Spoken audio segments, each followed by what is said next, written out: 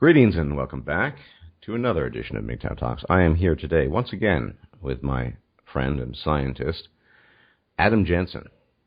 And we are going to be talking today about the broad topic of science and the public. But of course, we're going to far more detail than merely science and the public. There are many, many areas within this rather large domain to speak of. And I think it's going to be an interesting chat, not the least of which because Adam Jensen, thank his non-neuropatine dependence or independence, is very knowledgeable about these topics. So I think it's going to be interesting to talk about this. So welcome back. Thank you for being here with me. Thanks for having me on again. So we kind of came up with the idea for this chat when we were talking about this. We were talking about Soylent, actually, and how both of us are very annoyed that we have to eat, basically. We're annoyed that we have to eat and expend money and cook, and it's just an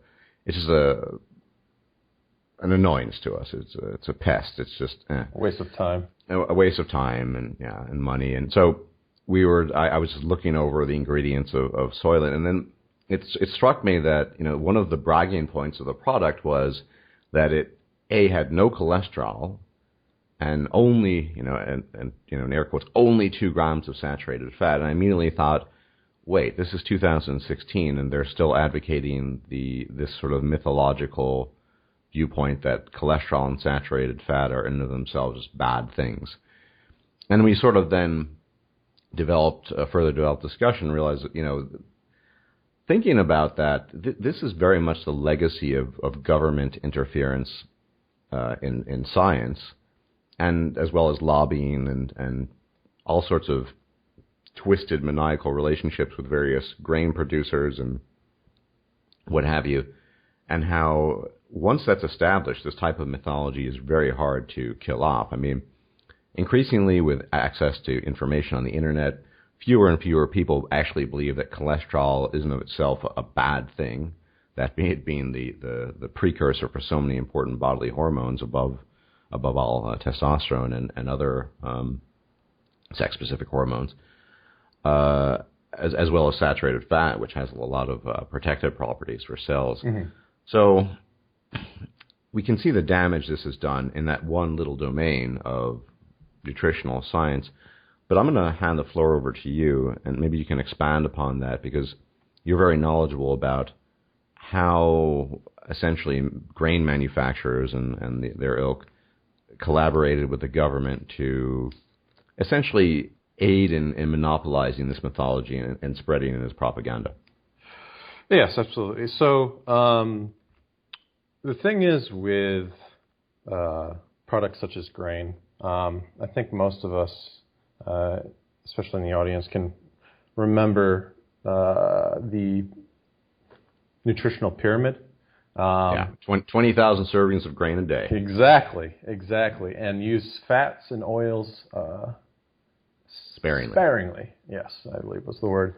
And that has only just recently been replaced with some variants. I believe the newest version is something along the lines of a plate or something in that fashion that does include more quote-unquote healthy fats, which are legitimate, such as omega-3 DHA, which you can get from things like fish oil.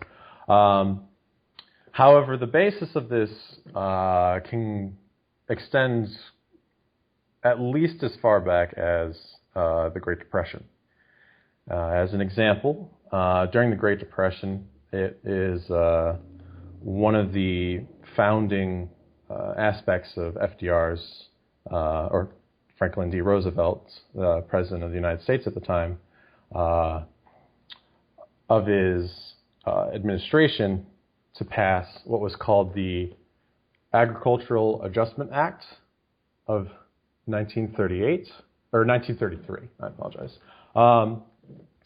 Effectively, those who are aware of the history of this bill and generally the history of the New Deal were aware that farmers were essentially paid to dump milk onto the ground They were subsidized to not grow crops. And this was all with the idea that by doing so, the government could somehow stimulate the increase in prices for these goods. And certainly, by destroying product and by destroying supply, you are going to increase the production or the price of those goods simply by artificial scarcity. However, there were some long felt effects from this legislation aside from the basic meddling of the United States government into how farmers should grow food. An important aspect of this Agricultural Adjustment Act was in deeming certain products as basic commodities. Within the original legislation, these basic commodities were listed as wheat, cotton, field corn, hogs, rice, tobacco, and milk. And in 34 and 35, there were amendments to expand this basic commodities list to include rye, flax, barley, grain, sorghum, I may be mispronouncing that, cattle, peanuts, sugar beets, sugar cane, and potatoes. And one thing that you might notice about this list of quote-unquote basic commodities is that it's overwhelmingly carbohydrates. And so the thing is, by establishing this precedent, we set the stage for a country that views carbohydrate-based foods as crucial. That's why... As a staple of the diet. Exactly. And that's why later on you eventually see this food pyramid. And it was simply done for the basis of, within and from the bill itself, to affect changes in the prices of these commodities because they had strong effects on the prices of other important commodities. The fact that they were running a surplus at the time and that they required some processing. And so, as a result, we had this long-term switch or focus upon carbohydrate-based diets, even though as a wealthy nation, even for the time, even during the Great Depression, food choice and food availability was wider. It was not difficult for a person to avoid carbohydrates necessarily in the United States during this time. Now, during the Great Depression, yes, but for the vast majority of the United States history, you could easily avoid a diet high in carbohydrates. Right. I think it's important to point out we're not demonizing carbohydrates per se, but I don't think anyone these days would. Well, there are still some people that would suggest that an excessive diet that has excessive carbohydrate consumption is a particularly good one, and has significant ties, if not correlations, to the increasing rates, the obesity epidemic that we see in the Western world. Diabetes, type 2, even heart disease, and ironically, LDL, HDL, cholesterol, all that. I mean, there's so much evidence now on board, but because of the things you mentioned, as well as the famous Ansel Keys, very poor scientific methodology, experimentation of scientists in the 60s who conducted research on certain groups of people and allegedly found some sort of strong correlation between saturated fat, cholesterol, and heart disease. It was very poor. If you look at the actual, I'm beyond the scope of this talk, but the methodology he employed, it was garbage. But yeah, I mean, government got on board, and I mean, I remember growing up with the consequences of all of this. What you talked about, Ansel Keys' so-called science, making it into a government proclamation. You know, fat-free cookies, never mind the sugar. Uh, and I just, including myself, you know, saw people balloon up around me. You know, it's all fat-free, right? But tons of sugar. Right. And it was the way to go, particularly in the 90s and in the 80s. Yeah. And not to say that this is an entirely government, like 100% government-based problem, as much as I would like to say it is. Companies were quite happy to produce fat-free cookies, to produce fat-free goods. If the government wanted them to do it and people were convinced that fat was bad, why not make incredibly sugary sweets and foods and slap a sticker on it that says fat-free and be accurate about it and be able to sell very low-cost products, some of which are based on heavily subsidized ingredients such as grains, and make a profit. Yeah. It's merely a system of incentives, and way back when, the farmers that were faced with this Agricultural Adjustment Act, most of them didn't seem to mind being paid money to not have to sell things. Now, there was an example of a certain farmer whose name escapes me at the moment, suing the Supreme Court about whether or not they could regulate his crops because he was selling them only within the state, and they determined that they could because his sales within his state somehow managed to impact the sales of other states somehow, and therefore the federal government had a right to regulate it.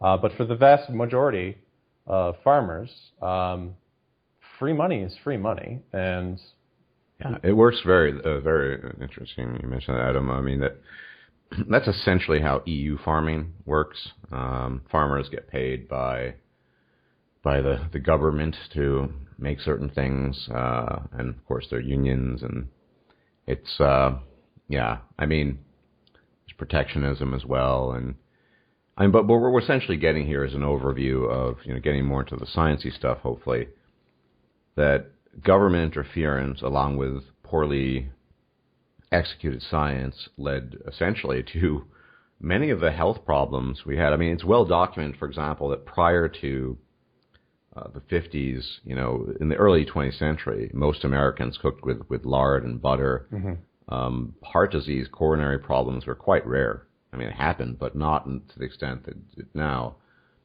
And I think it's almost, this is almost certainly an epigenetic thing. This is just people for decades having misaligned their diets and ending up with lots of problems. But it's just stuck with us, and it's very, very difficult to let go of. And some people still cling to it for ideological reasons, such as, you know, pathological vegans or what have you. Or just the general populace, because once something has been, I mean, if you've been taught something since you were a child, it's relatively difficult, I would know, to escape such a mindset. And the thing is, in regards to, say, that paper that you were discussing earlier, there was an excellent paper published in 2005 by Dr. John Ioannidis. He's a biologist in the, let me just quickly double check. Well, either way, the publication will, Stardust willing, be linked in the low bar. It's open to the public. It's a plot. Why most published research findings are false. I can read the summary and then we can move from there. Certainly. So the abstract is as follows: there is increasing concern that most current published research findings are false. The probability that a research claim is true may depend on study power and bias, the number of other studies on the same question, and importantly, the ratio of truth to no relationships among the relationships probed in each scientific field. In this framework, a research finding is less likely to be true when the studies conducted in a field are smaller, when effect sizes are smaller, when there is a greater number and lesser pre-selection of tested relationships, where there is greater flexibility in designs, definitions, outcomes, and analytical modes, when there is greater financial and other interest and prejudice, and when more teams are involved in a scientific field in chase of statistical significance. Simulations show that for most study designs and settings, it is more likely for a research claim to be false than true. Moreover, for many current scientific fields, claimed research findings may often be simply accurate measures of the prevailing bias. In this essay, I discuss the implications of these problems for the conduct and interpretation of research. And I highly recommend... I will be linking to this, by the way. So. Absolutely. Excellent. I highly recommend that the audience read this summation, because this is not a paper claiming that we should not trust scientific findings. Dr. Ioannidis, the professor of medicine and of health research and policy at Stanford University School of Medicine, is a very well-established published researcher. He is not a man saying that science is false. He is merely pointing out the current problems within the system. And the thing is, this doesn't just apply to published research findings. It also applies to things such as clinical trials. So take, for example,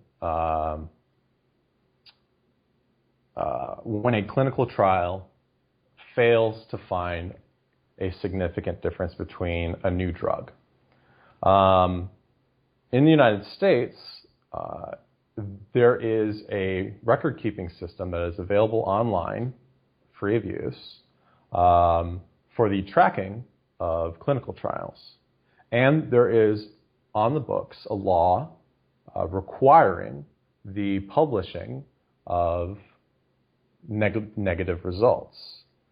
And in something that would be the opposite of what most people would expect, as opposed to, say, pharmaceutical companies trying to hide their false results more often, it actually turns out that something along the lines of about 30%, only 30% of academically conducted clinical trials that end up with false results are reported, compared to a rate of about 68 to 70% in the pharmaceutical industry. And there's the possibility that it's the incentive of, well, if you're a large pharmaceutical company, you're an easier target for punishment. And that is based off of the fact that that law is very rarely enforced. But the fact that this is a trend is a problem not just for science in general and for a waste of resources of, say, someone trying out a drug that has already been tested but and failed, and nobody knows that it failed because the results have not been released. It's also potentially dangerous for, say, doctors in the field. If the current medicine that's being used has failed a significant number of clinical trials but passed a small number, then that doctor prescribing that medicine is doing harm to that patient unknowingly. And that is cause for concern. And so what this is all sort of pointing towards is the current system of science and how science is done. And the way that science has been somewhat shifted is towards that of, instead of peer review being a sort of last golden seal at the end of a research paper or discovery, it's the beginning gateway. And when it's the beginning gateway, what happens is you get an overload of work for peer reviewers. And when peer reviewers are overworked, they are more likely to publish false research findings, as Professor Ioannidis has pointed out. So this is not necessarily the fault inherently of peer review. And this is not to say that peer review is a system that should be done away with. Merely what this means is that because of this relatively recent shift somewhere between the 60s and 70s, peer review is now an overworked, strained system. Yeah. I think this is incredibly important for the public to be aware of, because there are some people, you'll see sometimes in comment sections, they'll say, well, you know, if it isn't peer reviewed, I'm not going to buy or believe any of it.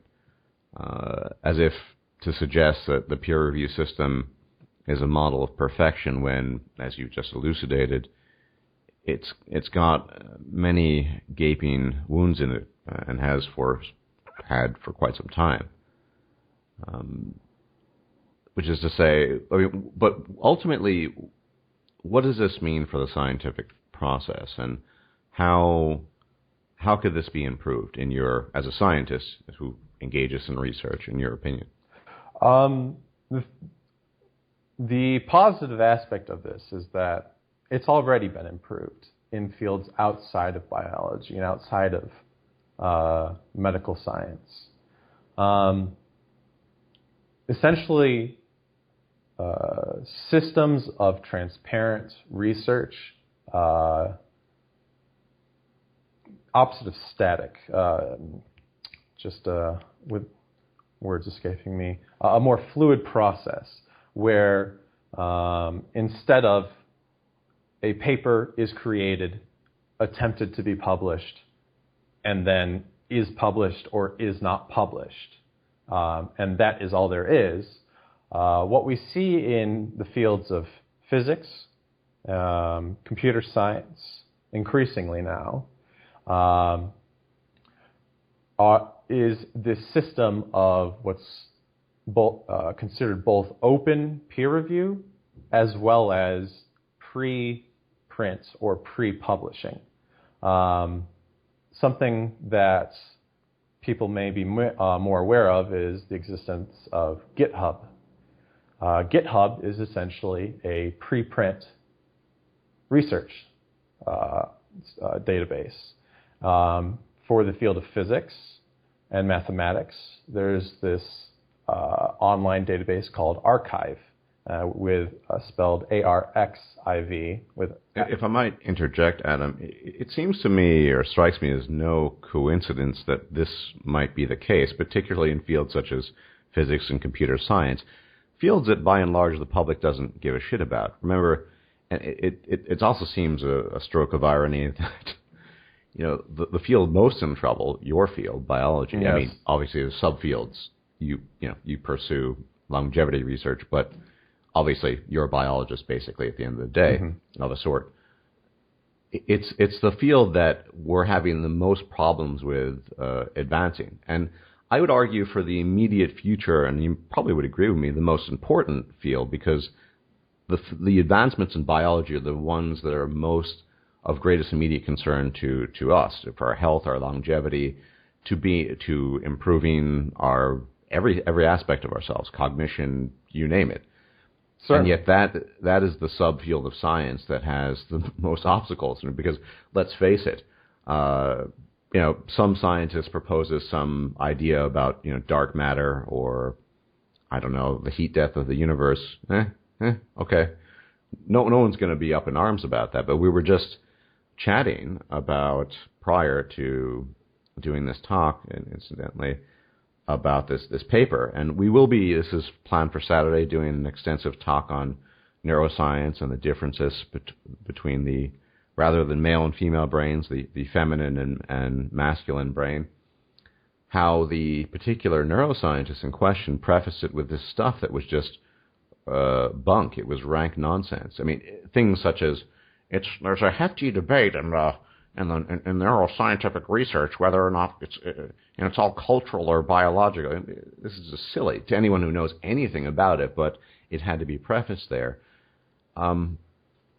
And I know you've encountered your own sort of obstacles in observing how biological research gets done, particularly in the field of aging science.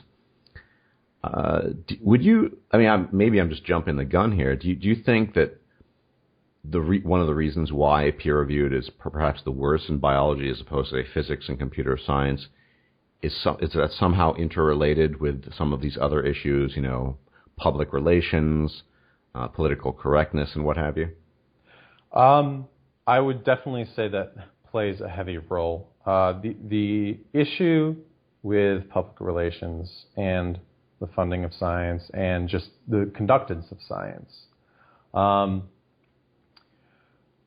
You see, when we have a system of research that is effectively based off of incredibly intelligent researchers who should be spending their time using their intellect to devise and conduct experiments, who are actually spending most of their time doing what should be done by an administrator or someone in begging for research funds. Begging for research funds. It's when I see professors stuck in their labs or stuck in their offices, just day in, day out, writing grant proposals for research that they want to do, and having most of them be rejected. And but let's, Adam, if I might interject once again, it's important to highlight who exactly is who, to whom are these proposals being written, and who is effectively denying the grant proposals. Who's in charge of that? As of 1970, the shift has been largely in favor of government funding. NIH, National Institutes of Health, NSF, National Science Foundation, and a number of smaller government agencies, and a handful, but increasing handful of private philanthropists. Right. Now, this is a really interesting thing to me because I'm certainly more on your side when it comes to this type of issue, but you might get someone like a public thinker like Sam Harris, who, he's always, I think he sort of blushes about the NIH and just in general sort of government funding for science and how essential it is. And he's not alone. A recent Pew survey showed 68% support within the United States for government funding of science. I mean, it's a widespread thing, like the belief that carbs good, fat bad. Yeah. Well, and once again, for those of you who don't know, that's the National Institutes of Health, by the way. And yeah, I'm guilty as charged too. I'll often, for a certain my video, A Conflict of Moral Interest, research on leptin deficiency. That was NIH stuff. It's not to suggest everything the NIH does or what have you is bad. It's just that, as let's be honest, when you have a government apparatus guiding something, it's inevitably going to be informed by the public. And let's be honest, the public are fucking idiots. Most of the public are not interested in science. They don't know anything about science. I would consider myself an interested layperson, but I would argue most people don't even have that level of interest as lay people in science. If at best you're lucky if someone clicks on the the Discovery Channel and says, oh, that's kind of interesting. Sits there for an hour and then gets on with his day. And question then arises, is it really the best solution for the conduct of science and, above all, the promotion and progress of science, above all, in biological research? This is the most important field at the moment. Well, you see, even if you grant that systems such as the NIH and the NSF are vital to basic research in any field, including biology. The problem is, well, just look back to when the Tea Party was essentially took over Congress.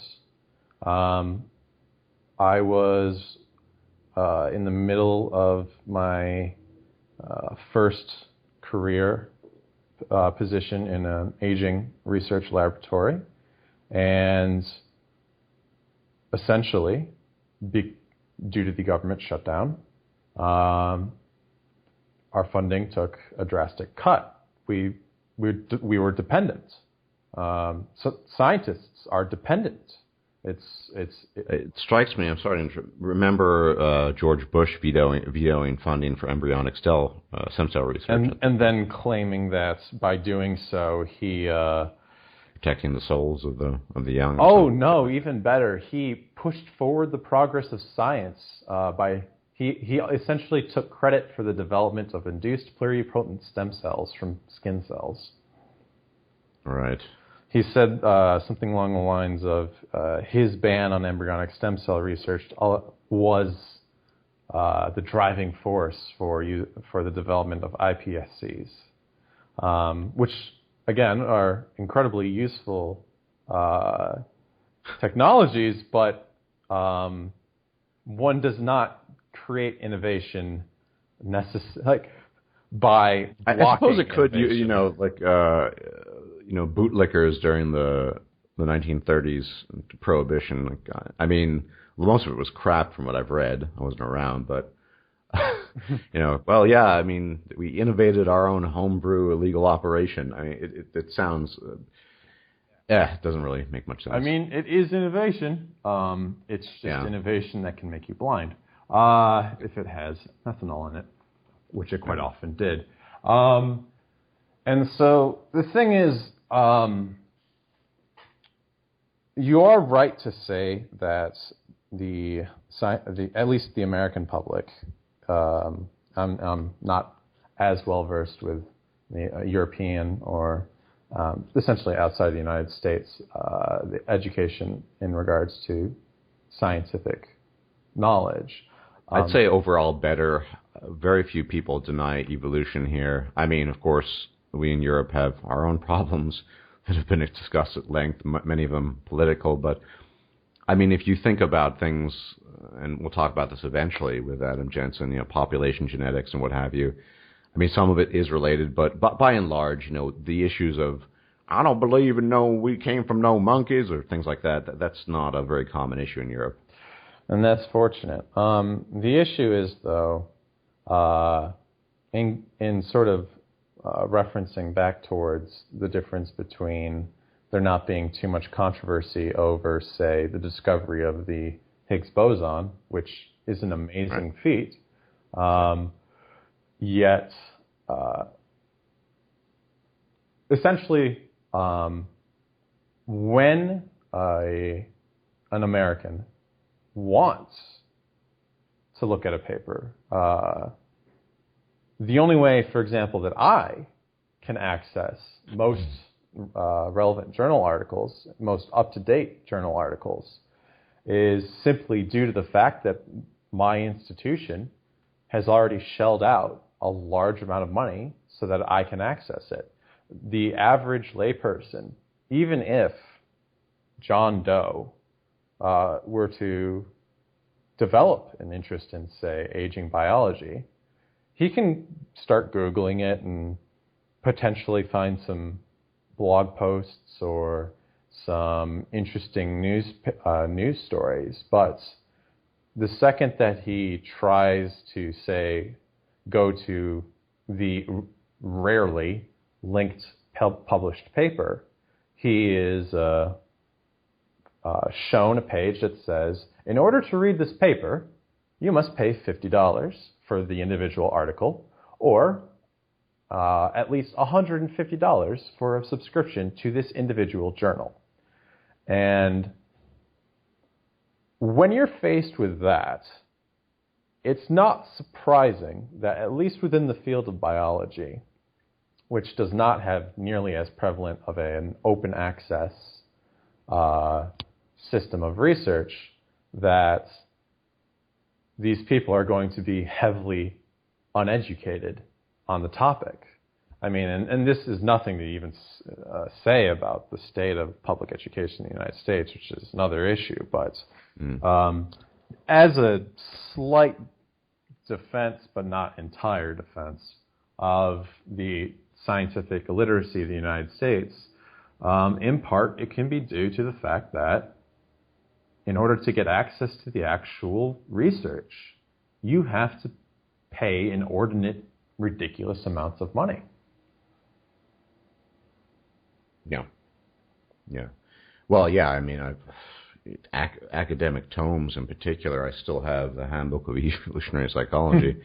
It ran me somewhere between 150 and 200 euros. It is a large tome, but when I think of tomes of more, fiction, written fiction or whatever, of comparable size, we're talking about an inflation of price of 20-fold, perhaps, in some ways. Maybe, yeah. It's insane. Yeah, I mean, a common justified complaint of college students is the fact that they have to buy textbooks of which they'll read or be assigned to read maybe at best 10%, that individually can run upwards of $300 to $500. And not to mention the cost of college itself. We have these incentives in place that essentially discourage effective science education. And again, this isn't me necessarily advocating for, say, artificial subsidization of college education. I think once it's gotten to the point where you're applying for college, it's too late. The issue is if you need to spend $100,000 to effectively relearn everything that you learned in K through 12, or learn what you should have learned in K through 12, the problem is not that college is too expensive. The problem is that K through 12, at least within the United States, is a failed system. Yeah, and I think we've established by now that public interference in science, particularly biological sciences, is more bane than boon. And question, I suppose, is how do we go about decoupling public interference from science? Because you see this. I mean, this is a huge problem. You see someone like Bill Nye, who is, I believe, he's an engineer off the top of my head, aeronautical engineer. Who science everywhere, promote science, evolution, blah blah. Okay. Why is he doing that? I mean, what's the underlying reason, apart from, he just likes spreading the knowledge? Okay, perhaps. But I suppose, and I would suspect that he believes that by informing the public of science and the wonders of science, that they will get behind more tax dollars for science in general. And you, of all people, know the limitations in your own research, and you know of medications that can quite literally extend people's lifespans and improve their quality of life that are just denied because of public interference or government interference, which is essentially the same thing. Right. Go ahead. What is the best path forward to decouple science from at least too much public interference? Unfortunately, there aren't that many paths, and the paths that are available, some of them are good, but those ones are far and few between. And the more likely solutions are solutions that I'm not quite happy about. So I'll start off with the more positive ones. I was quite happy to learn that Google, several years ago, invested somewhere around the line $1 billion into a company called the California Life Company, or Calico. And this is effectively a private venture focused on researching the basic science and biology of aging, self-funded. And they hope to make profitable products.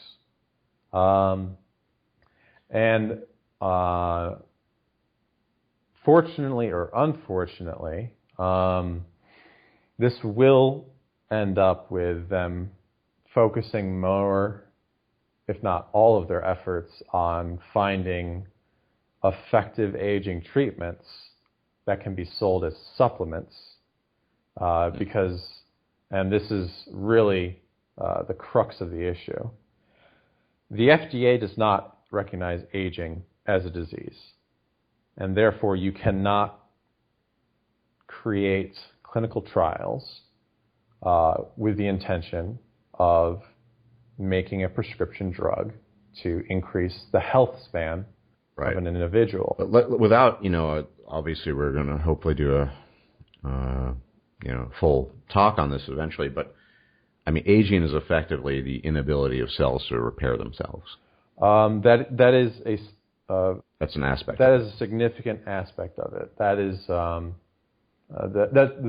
term is senescence. Senescence, yes. And I mean, it's aging is fairly unique amongst animals to the class of mammals and birds. Yeah, we're quite unlucky. Ironically, even several reptiles are what are termed non-senescent, which essentially biologically means, immortal.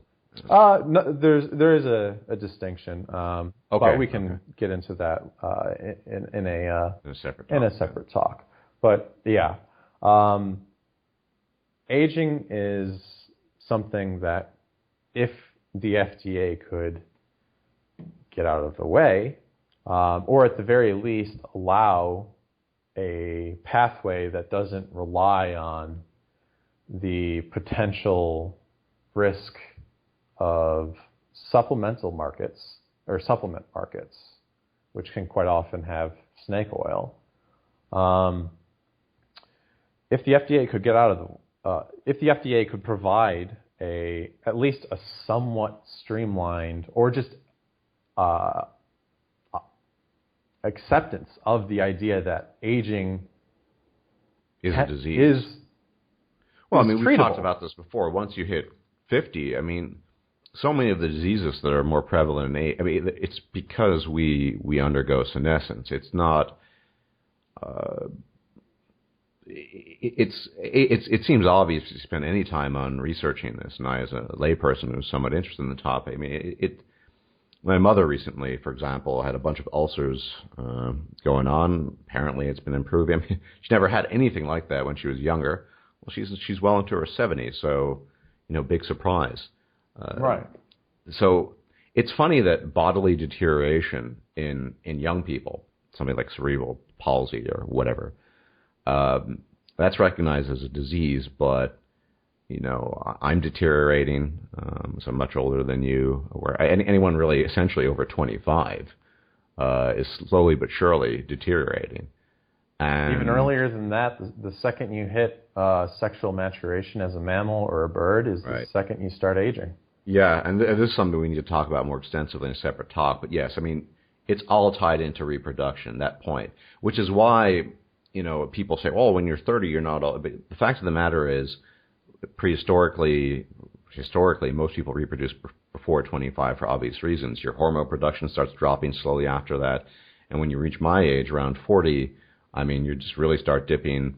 And in 10 years' time, if I'm still alive, I'm going to be at much greater risk for various other diseases apart from the disease of aging. But Right. I think rather half jokingly and half seriously, we've talked about perhaps the benefits of gynocentrism in this, because women wanting to retain their youthful appearance and their looks have a vested interest in supporting aging research, right? Because Yes. that's essentially their sole interest in life and their sole meal ticket.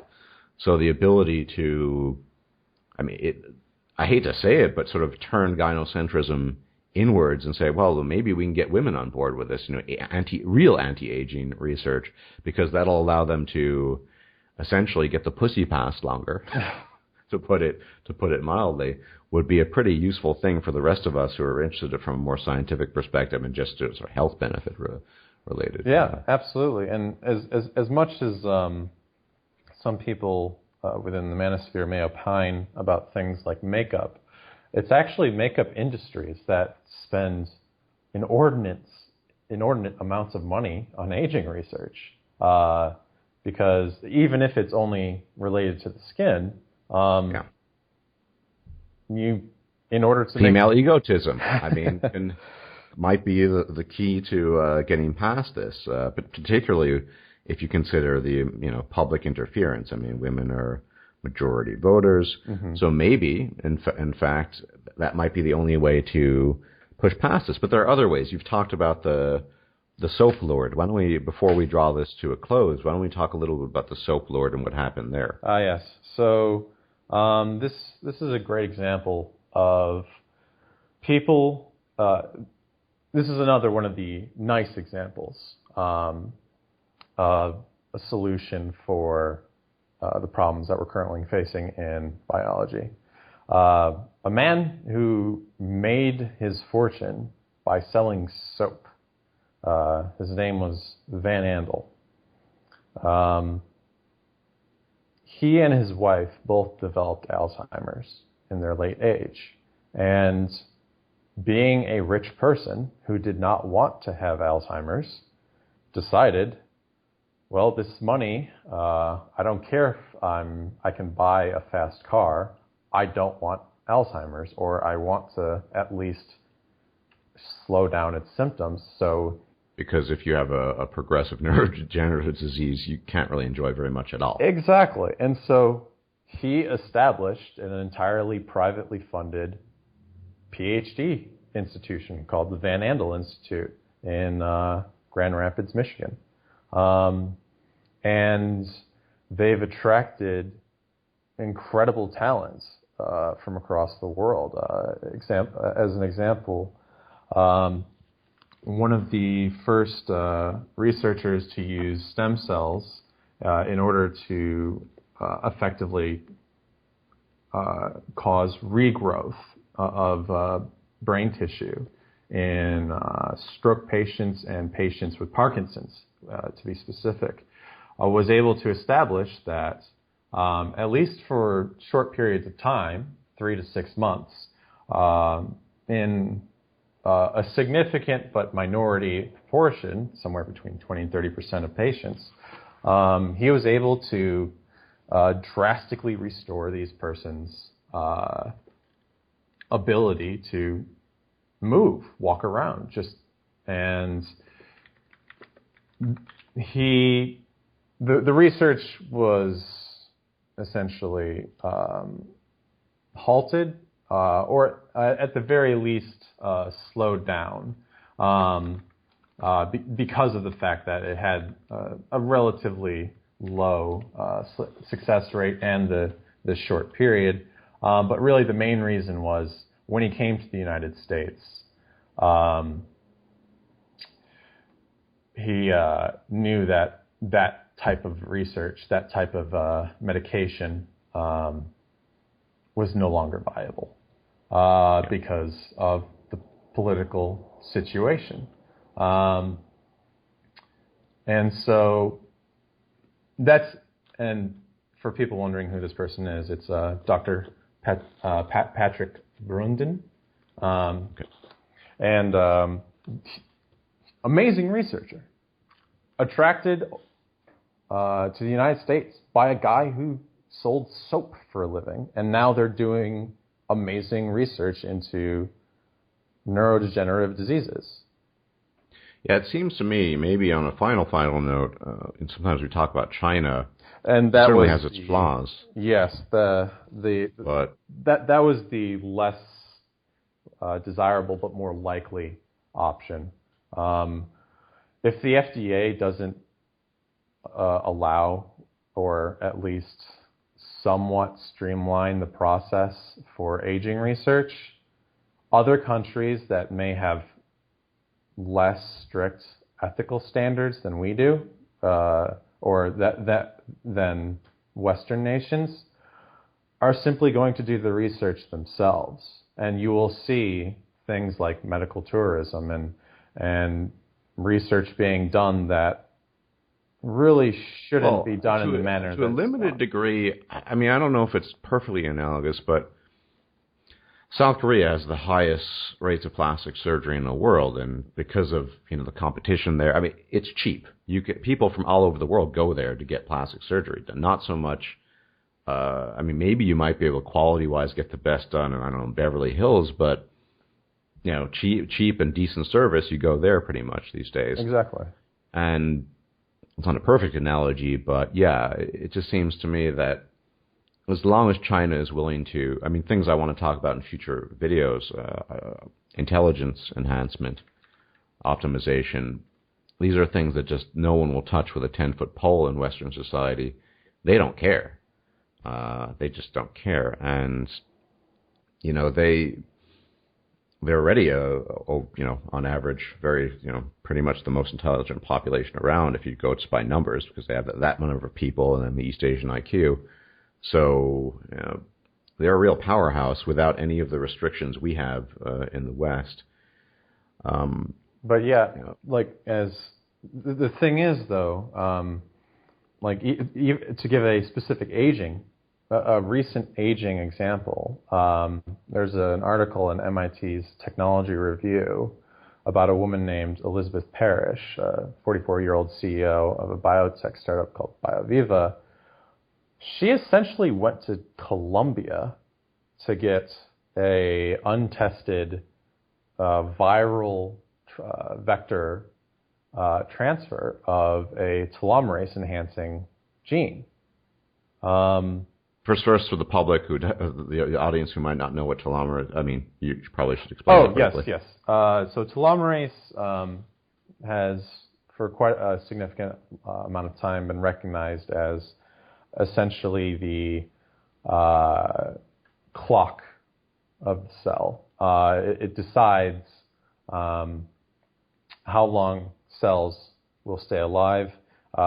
They are these little tips at the end of your chromosomes that get snipped off every time your cells divide. And CS, by the way, made a video a while back showing, adducing evidence that people who wait to have children tend to have children who have longer telomerase, by way of comparison to, your typical chav in the UK who fucks at 14 or 15 and pops out a kid. And the people who live to be centenarians, or people who live to 100 or older, tend to have longer telomeres.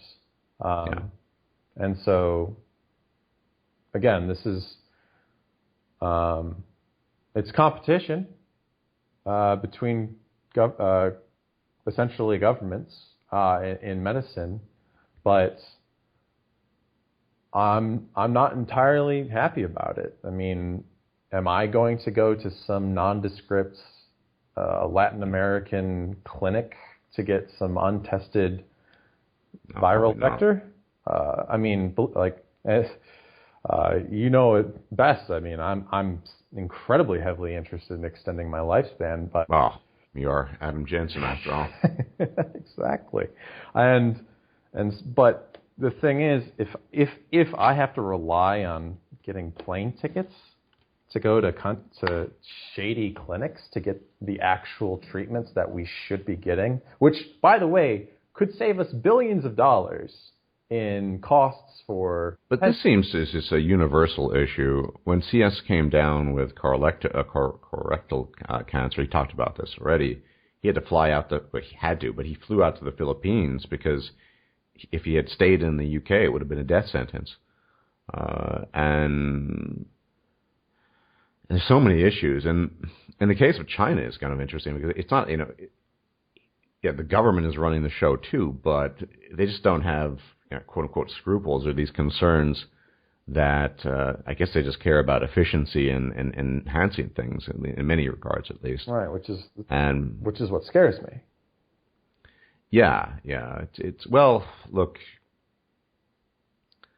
I mean, I think you take what you can get. If China, for example, is willing to work on, say, intelligence optimization projects or gene optimization, I mean, then better somebody does it than no one. Exactly. Right? Yeah, it's at the very least, it'll potentially force the hands of Western governments to allow for similar research, but with more ethical constraints.